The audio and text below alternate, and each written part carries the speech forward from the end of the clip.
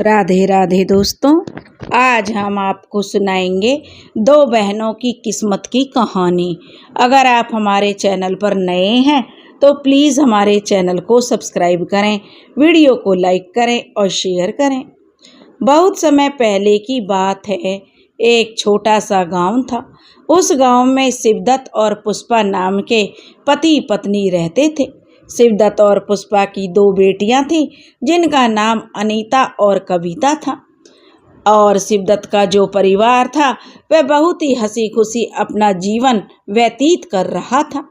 एक दिन की बात है कि जो अनीता और कविता दोनों अपने मामा के घर कुछ दिनों के लिए गई हुई थीं।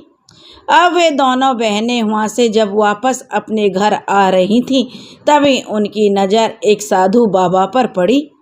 जो अनीता और कविता थी, तो कविता ने अनीता से कहा, दीदी देखो, साधु महाराज हैं, क्यों ना हम उनसे अपने भाग्य के बारे में पूछें कि आखिर हमारे भविष्य में क्या लिखा है, हमारा भाग्य हमारे ऊपर कितना मेहरबान है। अनीता ने कहा, हाँ छोटी बहन, तुम सही कह रही हो कविता, मुझे भी फिक्र रहती है कि हमारे भाग्य में दुख है कि सुख है। तो जो कविता कहती है, तो चलो हम उन्हीं के पास चलकर उन्हीं बाबा से अपने भाग्य का लिखा पूछ लेते हैं। दोनों बहनें अब साधु बाबा के पास पहुंच गईं और साधु बाबा को प्रणाम करने लगीं। और साधु बाबा को प्रणाम करके वह बाबा से कहने लगीं, बाबा हमें आपसे कुछ पूछना है। साधु बाबा ने कहा, हाँ पूछो बेटी, तुम क्या पूछना चाहती हो।